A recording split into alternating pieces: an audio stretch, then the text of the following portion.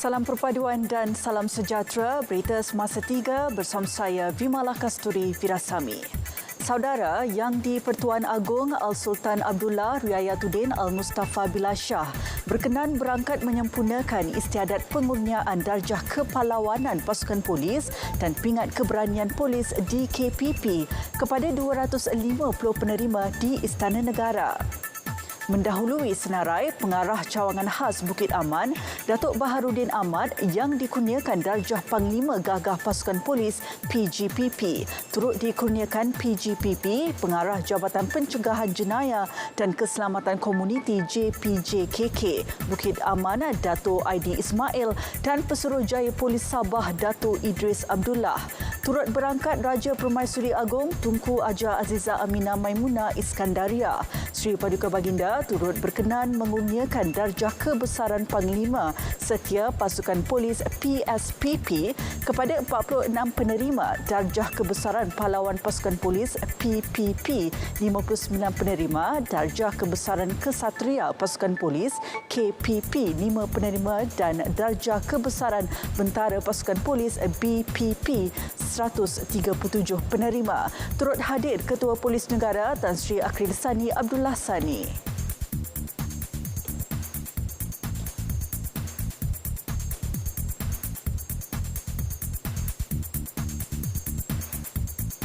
Usaha menangani isu perubahan iklim yang membawa kepada bencana banjir menjadi agenda utama Kementerian Sumber Asli Alam Sekitar dan Perubahan Iklim. Menurut Menterinya Nik Nazmi Nik Ahmad, pihaknya komited mencari penyelesaian kepada isu yang membelenggu masa depan negara. Setiap komitmen kerajaan akan diteliti secara terperinci untuk memerangi perubahan iklim dan impaknya. Tegasnya, kerajaan perlu telus dan berani menegakkan kebenaran dalam menangani pelbagai isu melanda negara. Rakyat berhak diberi penjelasan yang berfakta agar tidak timbul salah faham.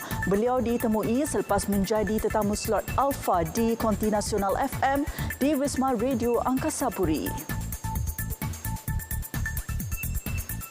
Kementerian Perdagangan Dalam Negeri dan Kos Sara Hidup KPDN akan terus menyokong usaha Suruhanjaya Persaingan Malaysia menghampus kartel dan penyalahgunaan kuasa monopoli. Jelas Menterinya Datuk Seri Salahuddin Ayub, usaha sedemikian akan menyumbang kepada pengurangan kos sara hidup seperti yang diharapkan kerajaan.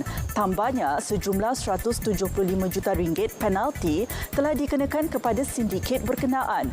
Prestasi tersebut akan ditingkatkan bagi memastikan perbuatan mereka tidak mengganggu persaingan antara pasaran. Beliau merasmikan siri kuliah kedua Profesor Richard Wish tentang penggabungan dan ekonomi digital dalam Undang-Undang Persaingan di Malaysia di Kuala Lumpur. Program dihadiri lebih 200 peserta terdiri daripada pegawai kerajaan, pengamal undang-undang, ahli ekonomi, ahli akademik dan para pelajar.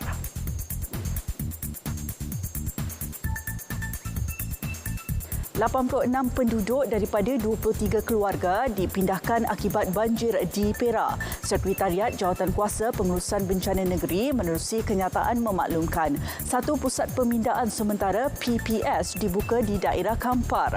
PPS Sekolah Kebangsaan Sahum dibuka secara rasmi pada 9 malam tadi susulan hujan lebat berterusan.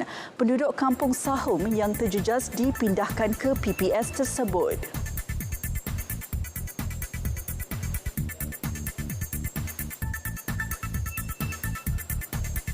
Seorang kontraktor dihadapkan ke Mahkamah Magistrate Pasir Putih atas tuduhan membunuh seorang lelaki 2 tahun lalu. Tertuduh Tuan Muhammad Rizwan Tuan Muhammad atau dikenali sebagai Iwe Telosan didakwa di hadapan Magistrate Muhammad Izzuddin Muhammad Syukri. Bagaimanapun, tiada pengakuan direkodkan oleh tertuduh. Tertuduh didakwa membunuh penganggur Cik Sobri Cik Ali di Kampung Saring Pasir Putih antara 9.30 malam hingga 10 malam pada 1 Ogos 2021. Pertuduhan dibuat mengikut Seksyen 302 Kanun Keseksaan yang memperuntukkan hukuman mati jika sabit kesalahan. Baik saudara, lindung diri, lindung semua. Salam hormat dan jumpa lagi.